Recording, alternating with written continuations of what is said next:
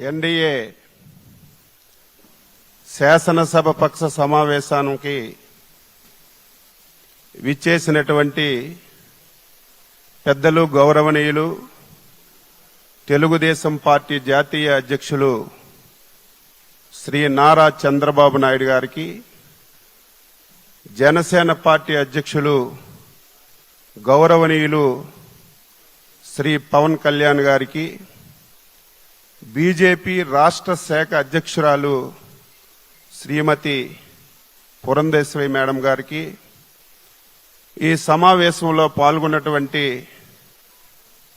Telugu Desam party, Janasena, BJP నా తోటి శాసనసభ్యులందరికీ పేరు పేరున శిరస్సు వంచి హృదయపూర్వకమైనటువంటి నమస్కారాలు తెలియజేస్తున్నాను. దేశ చరిత్రలో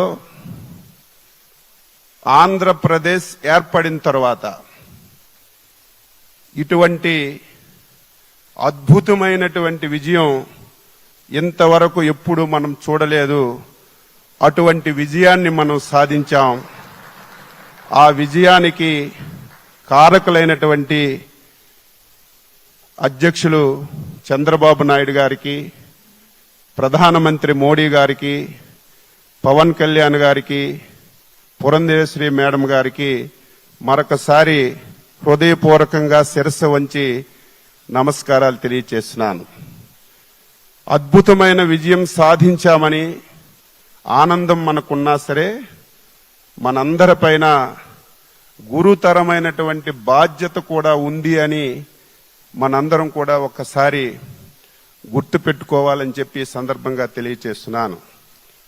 ఈ విజయానికి సహకరించినటువంటి 5 కోట్ల మంది ప్రజానీకానికి, తెలుగుదేశం, బీజేపీ, జనసేన కార్యకర్తలకి, నాయకులకి ఈ సమావేశం ద్వారా శిరస్సు వంచి నమస్కారాలు తెలియజేస్తూ, ఈరోజు తెలుగుదేశం పార్టీ శాసనసభ పక్ష నాయకుడిగా శ్రీ నారా చంద్రబాబు నాయుడు గారిని ఏకగ్రీవంగా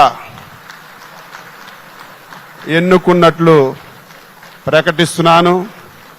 మీరందరూ కూడా మీ యొక్క హర్ష ఆమోదాన్ని తెలియజేసి తెలుగుదేశం శాసనసభ్యులందరూ నిల్చొని ఒకసారి మీరు దీన్ని ఆమోదించవలసిందిగా మీ అందరికీ సందర్భంగా కోరుతున్నాను.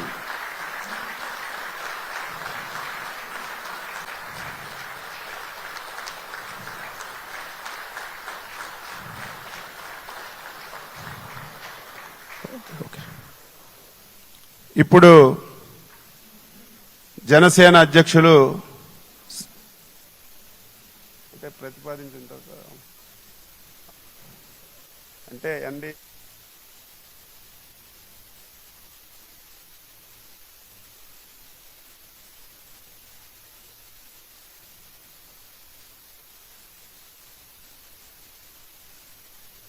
జనసేన అధ్యక్షులు శ్రీ పవన్ కళ్యాణ్ గారిని వేదికపైకి వచ్చి మాట్లాడవలసిందిగా కోరుతున్నాను.